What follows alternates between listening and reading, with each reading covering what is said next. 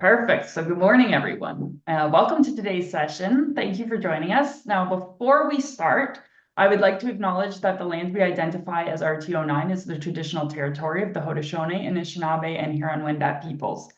RTO9 will honor and respect the land, the people, and the treaties. We are extremely thankful for the original tour guides of these lands and all that they have shared. All those that reside, work, and play on these lands are treaty people, and we must honor the treaties in a mutually beneficial and equitable manner. With 1 in 5 Indigenous people in Canada living in Ontario, we believe working together in a mutually beneficial manner will help all Ontarians prosper through the joint development of the tourism industry. As an ally to Indigenous people and a partner of Indigenous Tourism Ontario, RTO9 will commit to improving the socioeconomic conditions of Indigenous people through tourism by creating space for Indigenous people to tell their stories on their terms. So I'm just going to touch on a couple of housekeeping notes before we get started. First, if you didn't hear, this workshop is being recorded and it will be available for viewing after today's session on the RTO9 website, which is just rto9.ca. There will be some opportunity for questions. I know Jennifer answered them kind of as she went along last time, so feel free to pop them into the chat box. There's also a Q&A box at the bottom of the screen, so you can ask questions anonymously if you prefer. Either one works. Jennifer and I will be monitoring the chat, so feel free to send things in. You will receive an email following today's session. It's going to have a quick 2-minute survey link. If you're able to spare some time to review the workshop, that would be really greatly appreciated. And now, without further ado, I'm going to pass it off to our lovely facilitator this morning, Jennifer Baker. Thanks for joining us again. Thank you. I'm excited for today. All right, so we've got a lot to cover and we have about 50 minutes to do that. So today we are going to be talking about how to create newsletters with Mailchimp. And while some of you might have other platforms that you use to create email marketing, Constant Contact, HubSpot, a lot of these skills and strategies are transferable, but the tool that I'm using today is Mailchimp. So as Meg said, I do like questions. You're welcome to use the chat to put them in. If you would like anonymous, put it in the Q&A. I will answer them as we go throughout today's session. Try to keep them somewhat on topic as we're going. If it's a little bit off topic, I'll answer that at the end of the session, but don't worry, all of your questions will be answered. If you're new to attending webinars with myself, just know that I will be using Mailchimp. So I slide it across the screen and I show you live action how Mailchimp works and some of the functions that I will be talking about. So I do flip between the presentation that you see here and then Mailchimp as a tool live. So I will be doing both of those actions today. So a little bit about me. My name is Jennifer Baker. I run a digital marketing agency in Kingston and have been doing so for the past 13 years. I've got a lovely team of 3 individuals that work with me. So we do social media management, very heavily into paid ads, Google ads, SEO, and email marketing is kind of our zone of genius. So what we're going to learn today, so I love some good learning objectives. So by the end of today's session, we're going to talk about good newsletters that align with your brand, content that's going to work, and optimizing newsletters so that people are clicking and taking action with whatever message that you're sending out. So how many people, if you want to quickly put in the chat, how many people currently send a newsletter? You can just say yes, you can put a smiley face, you can put a thumbs down if you don't, just to get a feel. So we have 24 people on, so we've got 4 people, 5 people already sending newsletters. 1, no, not yet. Okay, so maybe we're about half and half. Okay, so this is good. So we're going to talk about template and design of newsletters. And this is a big question that a lot of people get stuck on. They hear maybe, influencers and the like saying you need to have a newsletter list, grow your newsletter list to thousands and thousands of people. We did talk about audiences last time. That link is on the RTO website. But now my question is, what do you want to achieve with your newsletters? So you're going to build your audience and now you're going to send them a message. What is that message? So looking at this list, maybe you have your own idea. Let me know in the chat. What are your goals? What do you want to do with it? So ultimately, I do recognize that many of you want to make sales. We all want to make sales. But maybe there's some other purpose or function for your newsletter. So oftentimes I'll see with newsletters, they fall into generally one of these categories. So maybe you're promoting a new product or service offering. Maybe you're hosting and facilitating events. Maybe you just simply want to share organizational company news. Maybe you want to teach people how to use products or teach people as an instructor. You could have sales and discounts saying, hey, all of our stock is now on sale. It could be general announcements or how to. So what do you think your social media, your email marketing goals are? What kind of newsletters do you want to send? Is it one type? Is it one of these in the list?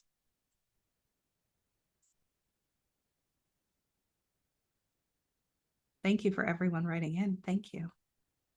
So some of the people today are saying they're looking for organizational news and upcoming events, ticket sales, information sharing, product promotion sales, organizational news, product promos, informational, educational, connect with the consumers, upcoming events, education, community building. Okay, so these are all excellent, really good answers, and we're going to build on all of these. So thank you for that. All right, so we're gonna learn some language here. So similar to the previous session, we're gonna learn a little bit about language because oftentimes these get used interchangeably when they're not. So when you get into email marketing, and it could be Mailchimp, it could be another channel, there's what's called templates. So that's your preset layout.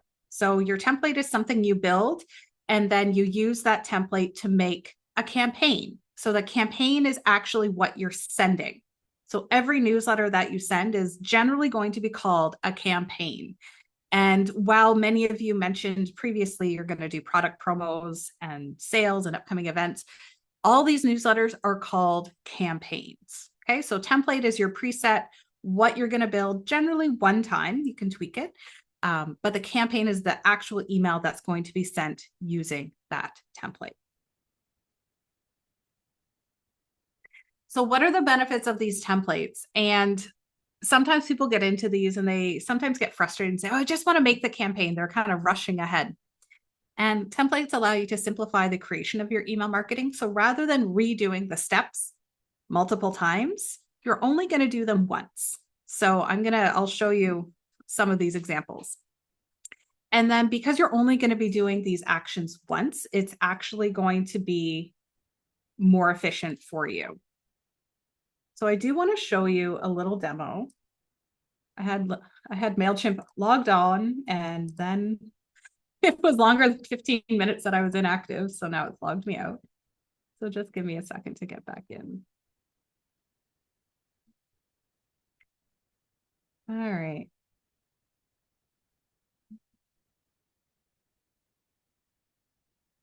Okay. Sorry about that. I was prepared and then it logged me out. Okay. So in Mailchimp, you're going to find the templates on the far left-hand side under content.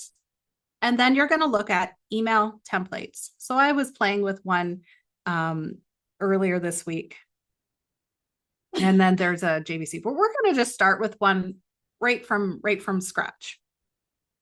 So what you're going to do, there is up at the top, a create a template. The content studio is coming. This is like change is coming. It's not quite done, so I don't want to show it. But what we're going to do is say create a template.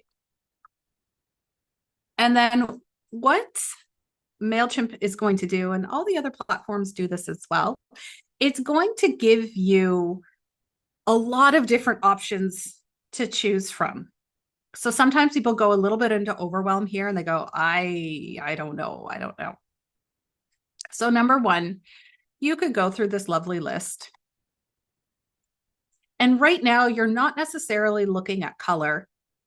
You're looking at the style. So logo at the top, big bolded, headlines, 2 columns.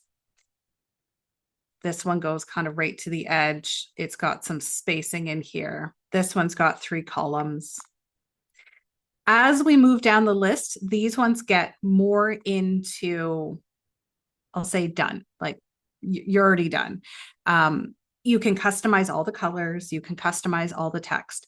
But again, right now we're looking at style. So it's not that you need to pick maybe this one here of the fitness people and say, oh, that, that's, I need a different picture because it looks like they've got palm trees. Yes, you can change all of that.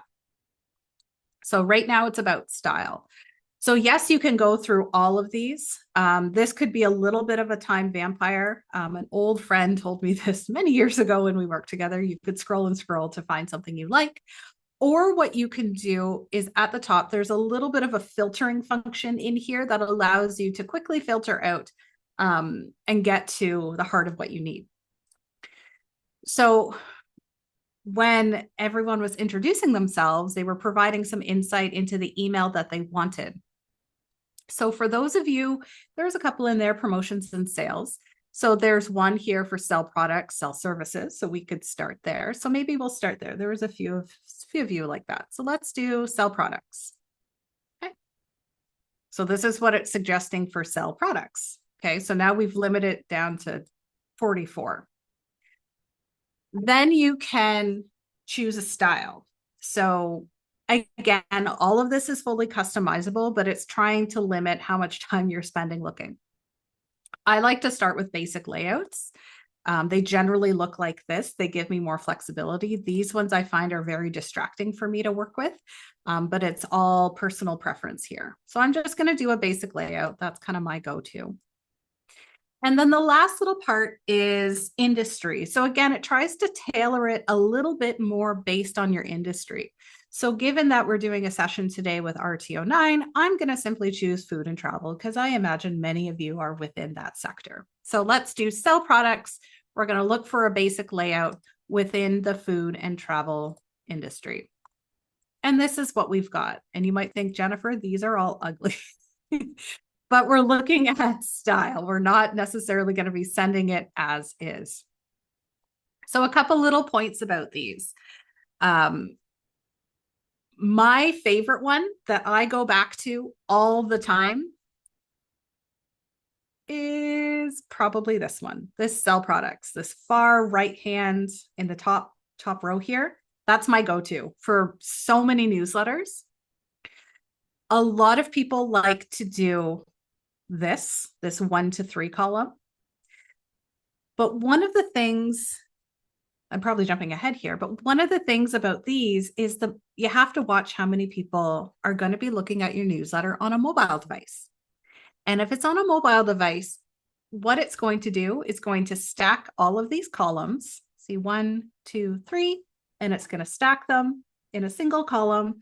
So basically, you're back at this one. Okay. Now you might say, I don't know what my email list, how they view their newsletters. That will come after 1 or 2 sends. It will tell you how they're viewing your newsletter. So what we're going to do today, we're going to start with our sell products. So here's this is what I was talking about a bit earlier. This is that beta. It's not quite perfect yet. I was playing with it and it's still a bit clunky. So you can say apply your colors. I'll say yes and hope for the best. Can be a bit jarring. So this is your initial template that you're starting with. So you're thinking, Jennifer, how did you get your logo in here? It's a preset that I already have. If you don't have that, you can simply click this spot and say replace logo, and then you can choose from your uploads. You can choose from an image on Canva or what have you. Okay. So let's look at this template. Number 1, let's start at the top. View your email in your browser. This is always an option. You can delete it if you feel like people aren't going to use it. I always keep it. Number 2, generally your logo is going to sit here. Now, what's something that you think, what's important about this point here? Does anyone know? What's the important about the logo here? And there's some options over on the left-hand side. Anyone have an idea what we should be doing with our logo every time? It's like bonus points. If Meg had like prizes, this is where I would give prizes and I'd like face-to-face session.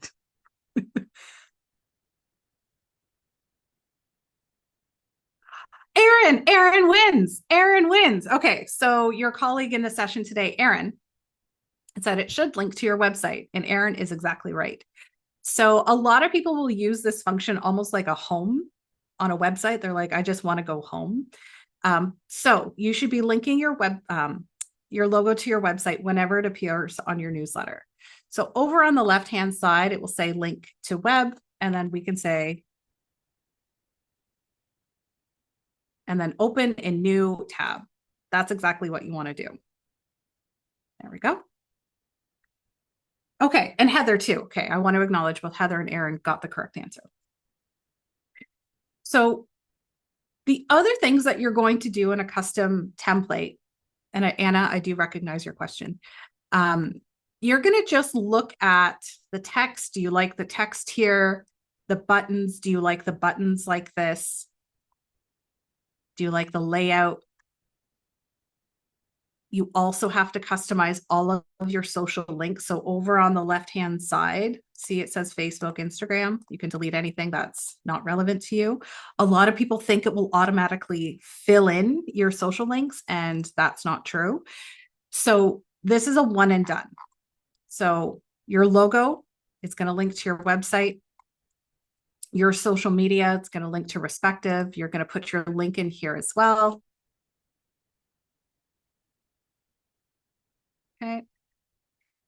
And then at the bottom, this is boilerplate. So this is all the items needed for Canada anti-spam legislation. So allowing people to know what list they're on, how to unsubscribe, and your mailing list. So that's kind of that boilerplate information that a company is required to have when they are sending email marketing. Okay. All right. So before I move on any further, your colleague in the group chat, I'm talking to my friends in the chat, says, do you suggest changing up the template for every campaign? Keep it consistent. I generally keep it consistent. I don't make it drastically different. So I generally keep them the same for that consistency. When I change them, it might be once a year, every other year.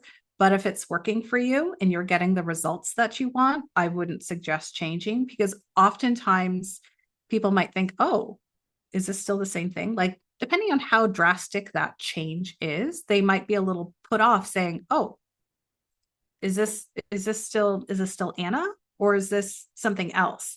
And with everything that happens online now, our little spidey senses really perk up whenever there's big changes. So just take that into consideration. So Anna, I'm not sure how big change you're thinking of, or it's just a little change, but just know that our spidey senses are very sensitive to receiving messages that look different. Oh, Gail, great question. So at the bottom, this little requirement. So these tags that appear in gray, these are what's called merge tags. So again, this is future in my session, but we're getting to it early. Thank you, Gail. So this will input the information that's already associated with your account. So it's going to pre-fill all of that information. So it will say 2024. I think my list is called social media news. Archived, how they got on the list. So that's all preset when you set up your account. You go through a number of different steps. So that's already going to be in there. So these are called merge tags, and they're going to come up again in today's session. So other things that you can change in here. So you can change the layout. So even if you don't like this box here, so this is an image box, and maybe you want an image and a text. I have clients who love the image and text. You can drag it over and say, you know, if you want your image here, and then you can talk up your brand. So I'm just going to show you what we can do. Replace image. And we're going to upload something. We'll just do this one.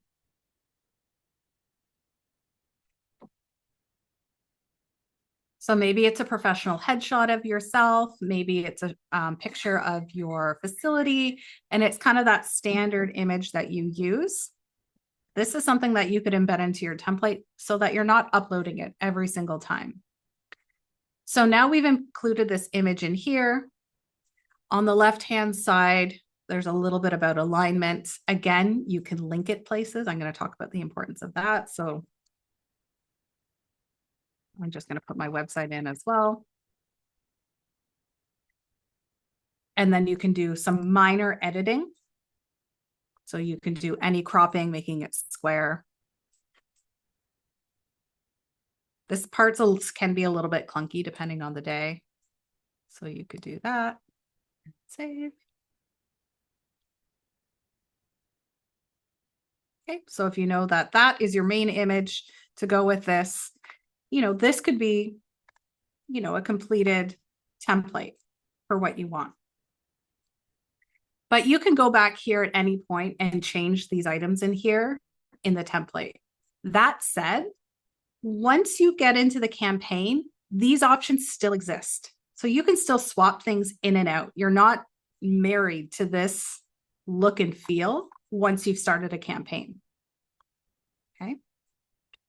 So other things that you can do in here as well, and this is where people go a little bit crazy. They get real excited about this, but this is where we can start changing background colors. You can add images in the background. So I would never recommend doing this color. This is too much, but you can do this. The option exists. Maybe it'll work for you. It's just too much for me. But you can change those colors out. The same thing goes for any text that you have. So having those preset text that you're not constantly saying, oh, I dislike this text. I always want it to be, Times New Roman. You can preset that all in here. And that's the goal of the template, is to preset so that you're not wasting your time every time you send a newsletter. Okay. You can also have your buttons. So these black ones here, maybe you want them in green. So I'm okay with that. Like that's okay. So you can also have your preset colors in here. So it kind of looks like Canva. Did anyone notice that? So now all my buttons are bright green. Okay. So you can have a lot of fun with this. Let's see, we can also look what it looks like on mobile. See how long it is? It's a bit long for me. Okay. So now we're going to save and exit. And I'm going to see how far off my presentation I am right now. Okay. Okay. Does anyone have any questions about templates? Anything that anybody wants to see before we get into campaigns?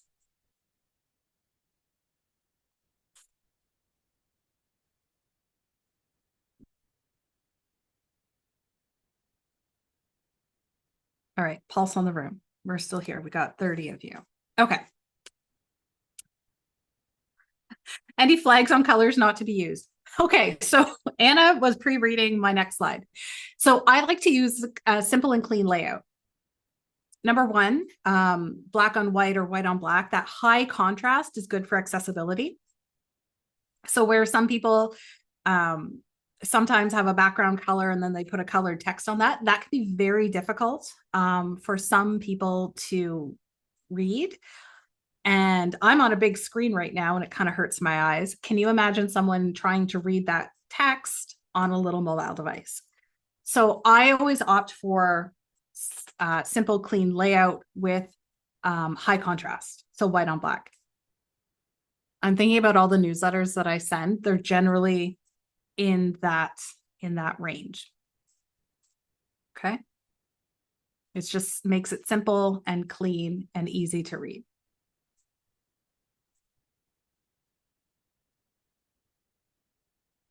The next part is your visuals. And actually, hold on. I have one more thing here. Something else to take into account. A lot of people have this idea that your newsletter needs to be long. and that it's paragraphs, and you need chat gpt to write this big long newsletter. And that's not true at all. Sometimes I compare email marketing and people's impressions of it to maybe what, well, my mom used to do, maybe your parents. They would send big long letters at Christmas saying what happened with the family throughout the year. It's 2 pages on colored printer paper. You don't have to do that. Newsletters can be very quick and concise. Okay, so Sherry, yes, demographic of reader should be a consideration. A font size, yes, 100%. You can go with a standard like this. It's generally 10 or 11 pitch font. That's a good size. But anything like super small, you don't want to get into. But then if you get too big, then it starts splitting words into multiple lines. But yes, that should be a consideration.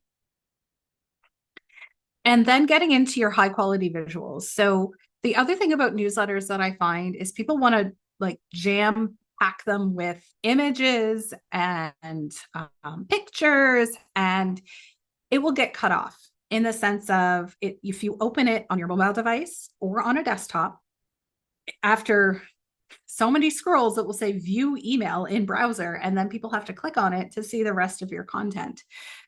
So try to stick to 1 or 2 primary visuals to really get across what you're trying to say. So I liked the way this newsletter looks. I was just looking for some good examples. But this one here, it says 20% off the best seats in the house, shop now. And then they had like one example. But from this example, you know exactly what they're saying. They're saying their chairs are 20% off.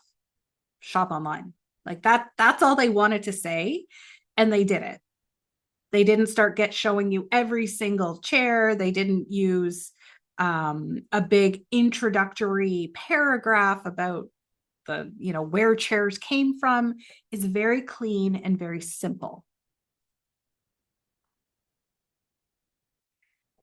And then also kind of tying into keeping it consistent. So you saw that when I was building out my template, I've got my logo, I've got my face in there, I've got some green and black, but keeping it consistent to your brand. So when Anna is talking about using colors, maybe you have bright colors, Anna. I don't know your business, but like maybe you do have some bright colors. Maybe you use them as a contrast or like a punch of color rather than it being in your face. So I'm thinking in my head, your colors are hot pink for some reason, but like you don't want everything to be written in hot pink and have a hot pink background. It's too much, but you may sprinkle in your brand colors to have that aesthetic. Okay. And then we touched on this a little bit more, but mobile responsive, meaning how does it look like? How does it appear when people view it on a device? And this is something that people don't take into consideration, but I'm going to task you with this. So the next time you receive email marketing from anyone and you open it on your phone, how many scrolls do you do before you close it? And you'll start to notice your own actions. You'll say, oh, I only like maybe scroll twice, and then that's it. And you're done. You're trying to figure out what they're trying to say. But take into consideration your own actions and how far you will scroll. So keep it simple and straight to the point. So this one here, yes, it's got that bright blue background. I'm assuming that's their brand, but they have a picture of the product and then they have a little paragraph and it's like shop now. So it's very simple, very clean. One action.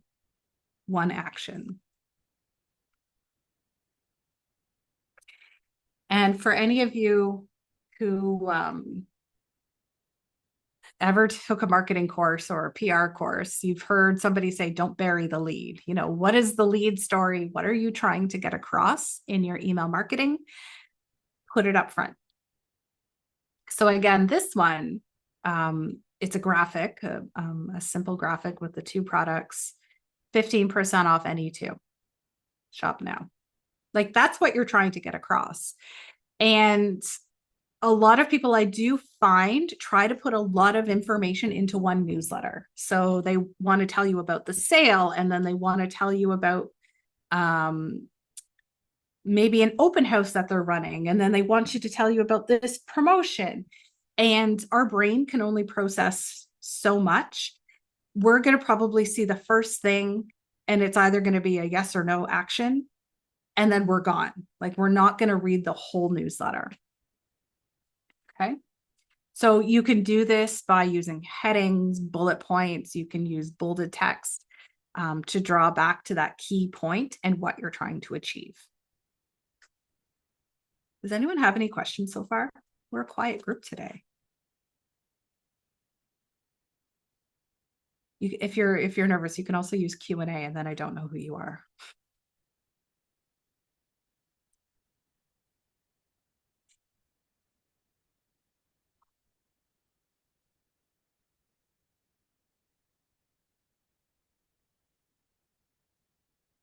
Okay.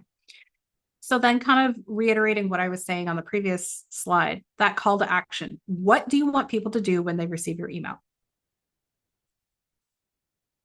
Okay, so that's a really good point. These examples look more like ads than newsletters. This is a newsletter. Like the newsletters aren't necessarily long verbiage and text.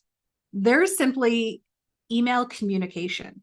So it's email marketing, not necessarily like email newsletter. Like we're familiar maybe with an old newsletter, but it's email marketing. So yes, they might look more like ads, but that's depending on what you try to do. So for those of you who mentioned that you're looking to boost sales, sell products, sell services, this is what they're going to be looking like. Even if you're selling, if you're doing registrations for workshops, webinars, virtual training, they're going to look like this. For those of you who are doing, who prefer the announcements, company information, they might look more like this, where there's some text saying, there's a new update that's come out. This is what it looks like. But for those of you selling products and services, they're generally going to look similar to this.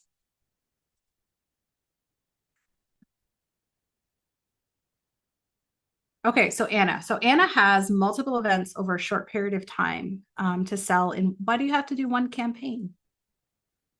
That's my question. So Anna says multiple events in a short period of time to sell in one campaign. How would it be best to translate? My question is, why are you limiting to one campaign? You can have multiple. And Anna, I don't recognize your name from the previous session, but you may want to go back and look at the session I did on audiences. So depending on your events that you're doing, you may start to segment out your audience. So Anna, what do you do? Because it's going to be better than me using apples and oranges as an example. I'm sure everyone wants to hear about segmenting apples and oranges, but if you let me know, then I can. Oh, live music venue. Okay. So Anna runs or operates or is associated with West Bend, a live music venue. So what Anna could do is, as people register for her email marketing, she can start to segment out what kind of music they're interested in. So maybe it's rock, maybe it's pop, maybe it's country, maybe it's folk. So now you've got the list of people who want maybe the country acts. So then when you send your newsletter, you're only going to send it to the people who are interested in country music. So that's one newsletter in the week. The next newsletter is going to be all the folk acts. The next is the pop acts. So rather than sending everything to everyone all at once, you're going to use those segments that we talked about a few weeks back so that you're sending those customized newsletters just to those people who want to receive them.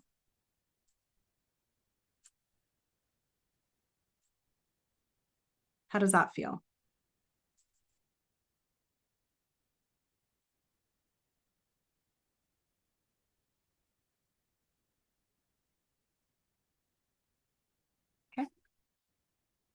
So you might find that you're sending more frequently, but they're more customized based on what the individual is interested in. It can be the purchase habits, the purchase previously purchased products, so that you're not sending everything to everyone all the time. Because I do find when I've worked with clients, there's something here where they think, oh, I don't want to bother people with my information. You know, I've built my newsletter list, but I don't want to bother them. They feel like almost like an ick. And number one, people have signed up to receive information about your business. So they're expecting a note or an email or a campaign about what you're doing. So just remember, if you're feeling that ick at any point, people have gone on their own free will and signed up to get that newsletter. Okay. So your call to action when you are making these newsletters is, tell people what you want them to do. If it's make a purchase, shop now, register for a workshop. Every email should have a goal, meaning looking back at what you told me earlier in today's session, what do you want to achieve? And then keep it simple. So if you're introducing a new product, you've got a new music act coming up, you can say, come see our new music act, tickets on sale here. That's all you have to say. Like, unless you've got some great story about you ran into them at the grocery store and now, they're playing an exclusive show for you, maybe you want to say that. But if it's, we've booked an act, we want you to come see it, tickets are on sale for $40. Okay. Clean and simple. All right. Before I move on to subject lines, thoughts on campaigns. I know I was getting into audiences, but I know Meg maybe can throw in the chat a link to the last webinar if you happen to miss that. All right, so writing your subject line. Who has fun writing these? Anyone have fun writing subject lines in emails, or do you dislike them? I think they're fun. It's like, what are people actually going to open? All right, so your subject line best practices. You can personalize them with merge tags. Who knows what a merge tag is? I use this sometimes and people say, what is a merge tag? I don't know what this is. It's probably my age at this point, and then doing mail merges like back in old jobs. So you can customize the subject line to a person's first given name that they've provided to you. So you could say, Sandy, don't miss 75% off handbags. Or it could say, Anna, don't miss our latest country act. So now you're like talking to the person, and that can be done through merge tags. I'll show you what they look like. Be descriptive about what's going to be provided in the newsletter. So this time of year, we all see it. If you've used it, it's okay. Just move away from using it, but fall into savings. I don't know how many times and how many businesses use that, or sizzling summer bargains, or spring into summer. I don't know what your newsletter is about, so I may not open it. But if it says something like, Jennifer, we've just booked our latest folk country act for you, I'm going to open that. So try to keep it short. No more than 9 words or 60 characters. And then also limit punctuation. So I'm sure we've all received a spam mail, and they have weird capitalization, and they have lots of emojis, and they have lots of punctuation. Try to avoid that. Clean and simple is the best way to create it. Emojis are fine. Just use one. You can pick one, just use one. Don't use like more than one. It's okay. Yeah, it's okay to use. And then with Mailchimp, and other platforms do this as well, you can start to review your subject line. So if you're brand new to this, that's okay. But it's something to take into consideration as you start to send your newsletters. You can look to see, okay, like what is actually getting people to open it. So attention Instagram enthusiasts, 41% versus new week, new learnings. That's a little bit vague. So number one, you can take into consideration your subject lines. Like once you start sending them, you can look back and say what works. But then you're also going to layer on, when did I send these? So was it morning, afternoon, late in the evening? What is working?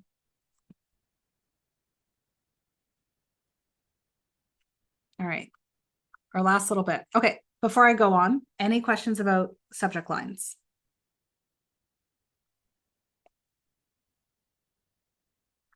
It's okay, you're a quiet group. I'm okay. Maybe you haven't had your coffee. Fun story about today. I brought a coffee to work and then I proceeded to drop the entire thing on the floor in my office. So that's how my day started. All right. So let's talk about campaign best practices. Set your expectations. So I think it was Anna. Maybe there was another person in the chat that was talking a little bit about this. But set the expectations when people sign up. So this local business in Lyndhurst, when you sign up, you're going to get an email that says 10% join our newsletter. Okay, I know what's going to happen. You might be more specific. So Anna, I'll pick on Anna for a minute. Anna might say, sign up and receive information, new acts as they are booked. So then people know, okay, as soon as Anna books a new act at her venue, then they're going to tell us. So you can set that expectation. Now, if you said join our monthly newsletter and then you start sending them newsletters every week, they're going to be turned off because that's not what they're expecting. All right, so Megan asked, how do you know if your viewer will see your business in the name from? So that's a setting that you would add in Mailchimp or Constant Contact, that you put in the email address and the sender information. So that's kind of a preset as you're setting up your account. So as we discussed this earlier, we did jump ahead a little bit with the templates. So that's okay. Add a link to your logo. And then personalizing your emails with merge tags. So I'm going to show you what those are because we're going to go through another demo before today is out. And so kind of building on that idea of the logo and the link. I do this all the time. So use multiple links for the same content. So for this little piece of content, I have the link 4 times. Is it overkill? No. It's just where people decide that they're going to look for your content. So I'm going to show you because you can review all of this. So this is where people are looking. So you can get a preview. It's called a link click map. And it's so interesting to me, but it tells you who, well, it will tell you who's clicking on this, but it will also tell you how many people have clicked on multiverse, upside down. This graphic here got 3 and then 14. So yes, you can just use the button, but I like to encourage people to use the links throughout. So whether you're sending them to a music act, a registration page for a workshop, a blog that you've written, use the link multiple times. Okay, we talked about layouts and contact blocks. Okay, let's go over here and make a little campaign. So now that we're in templates here, so there's our email templates, there's our untitled template. We can say create email. So I'm going to show you a few little bits, provided it doesn't log me out.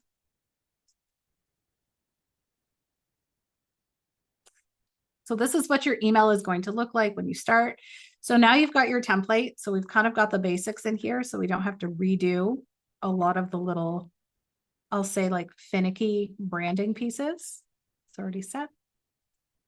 And Gail, I'm coming back to you on this one. So see how it's populated, 2024, the company name, so it pre-populates. So all those merge tags, they're just pulling the most recent information.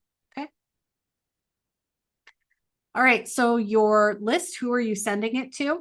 So I'm not going to go through this. Meg put the link in the chat there so you can take a peek. The question about who's it sending from.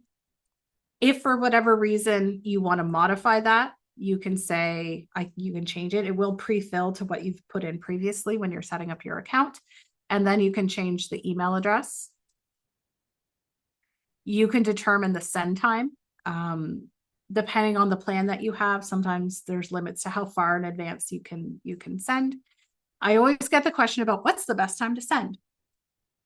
Generally, I tell people to test it and to see what is the best open rate based on your own test. I find in the evenings is good, depending on your business. If you're doing a lot of online shopping, people are kind of sitting down at the end of the day. They might be scrolling through their phone, and it encourages them to look. Middle of the day, maybe not so much, but I would test a few different dates and times. I have clients who send a range, almost Sunday night at 8, Wednesday at 7 a.m., Thursdays at 1, Fridays at noon, and they all seem to work for them, but they're all very different industries. So you can schedule based on what you think is best. And then our content. So now we're working with what our template is. So we've got our link here. We've got showcase products. So like I said earlier with the template, you can still have your template and still modify it. Say, I don't want that anymore. So let's talk about these merge tags. Okay, so they're starting to hide them over here. So in the far right-hand corner, the 3 dots, merge tags. So this is going to pre-populate with whatever people have in their profile. So I can put their first name with their last name, their email address. Look at all this. Generally first name. And that's how it appears. And this scares people because they think, ew, like that's ugly. Like, are my people going to see that? Or my email list going to see that? No, it's going to customize it to whatever they have put in their profile. Next question I get is, what if they don't have a name in their profile? They've, half the list does and doesn't. You can have it pre-populate with a word. So mine is just friend. I might change that, but right now it just says friend, as opposed to it being completely blank. So you're going to type around this. So, hi, Jennifer. Oops. There we go. So it's going to add the punctuation. So, hi, Jennifer, and then use this space to customize. And that's your merge tag. And then again, you can delete anything that's not relevant. You can make a nice short newsletter. We wanted to tell you about our upcoming workshop. Okay, so here's a hack for anyone who uses Eventbrite. We're going to do product. So these are called apps, and I'm leading you into the next session, which is on e-commerce. So we're going to use our product app, and then I'm going to say add products, and I'm going to select a store, and I'm going to select Eventbrite. Nope, that's my old Eventbrite. It's this one. There it is. Basics of Reddit. Oops, we went all the way up here.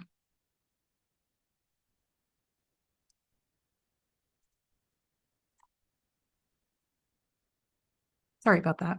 I was really excited to show you. All right, so we've got our products.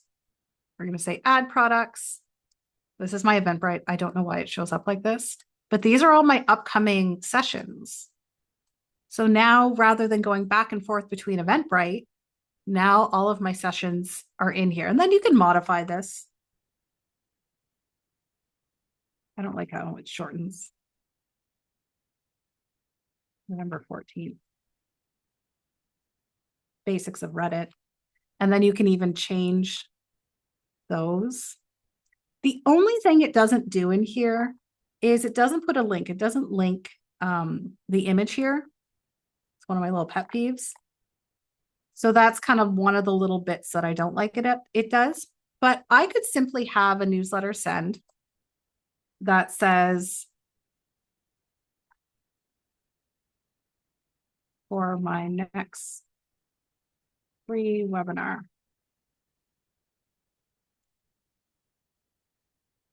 And you might think, Jennifer, this is like That's very short.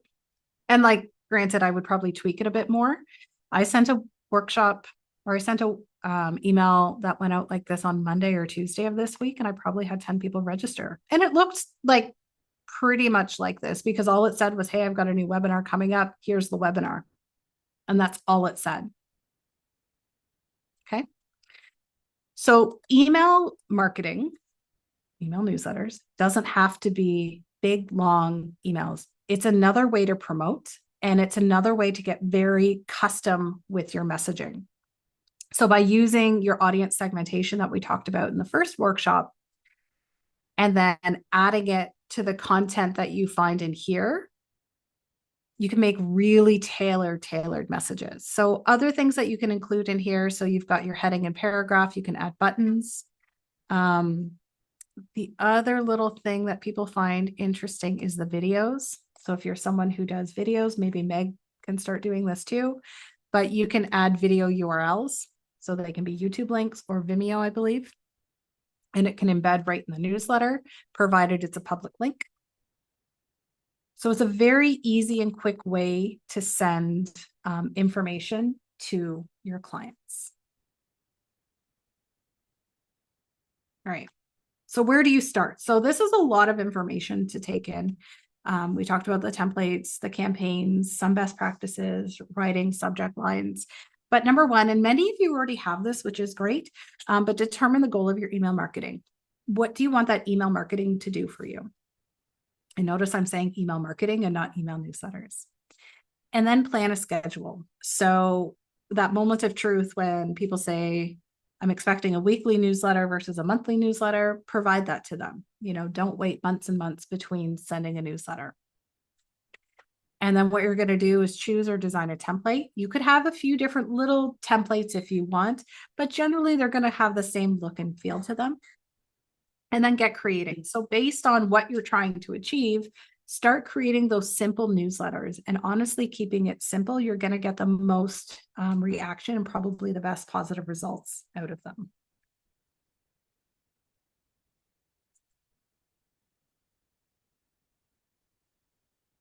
Okay, so we talked about our templates. We talked about some content. And then we talked about creating them so that people are actually going to click and register and purchase and engage with you. All right. So that was a pretty quick, intensive, 51 minutes or so. So we've got a few moments. So if you do want to ask any questions about email marketing, even if it's about audiences from the previous time, I'll take questions now.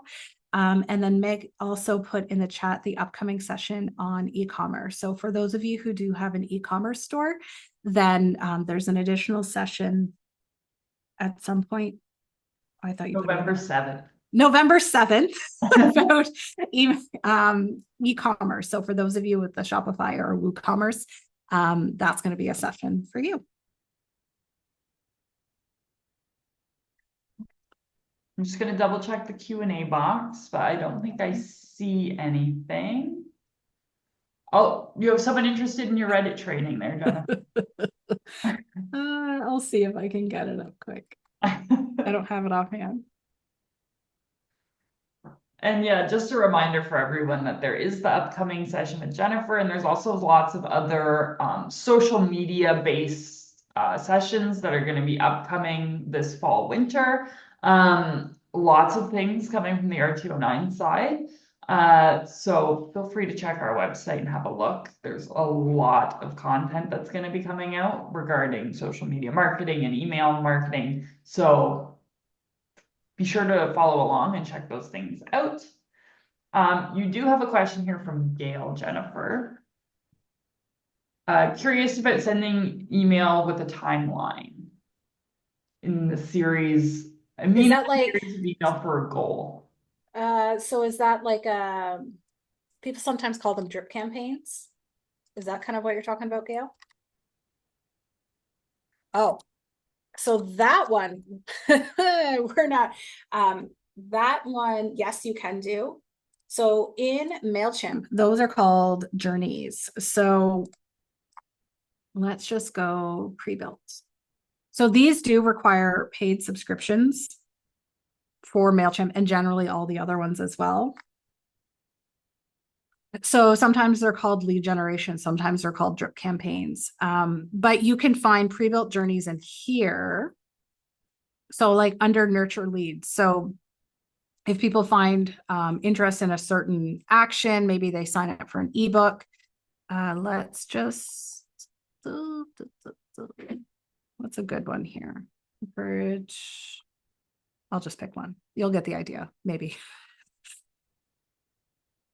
So under here, basically these journeys, I compare them to, if you're old enough to remember OAC and like finite math, they're like if then scenarios. Like, so they perform any action in your store after 1 hour, then this happens. So yes or no. And that, so you can start to build out all of these rather than starting from scratch. I would review in here to see if any of them, like there's, I don't want to say hundreds, there might be 100 in here, but there's going to be some in here that maybe achieve what you're looking for instantly. It takes a little bit to learn the intricacies of it, but totally doable. You can do it in Mailchimp or whatever platform that you of your choosing. But yes, that's available. We just didn't talk about it this time. Meg, you can put that on the list for 2025. Hope that answers your question. Okay. And then I did put the link. So I have a webinar on meta ads next week and then the one on Reddit. So I put the links in the chat that you're welcome to come to. They're just free. Perfect. Thanks, Jennifer. You're welcome. So I don't see any more questions, and we are almost exactly at 11 o'clock. So well done. I've done this before. So if anyone has any follow-up questions, feel free. Jennifer has her information up on the slide right now. Feel free to write it down, send her an email, see if she can help you in any way. And then make sure you go and you register for her next session on November 7th.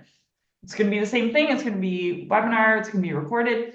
But it always helps to be there live. So be sure to go and register, and we'll see you on November 7th.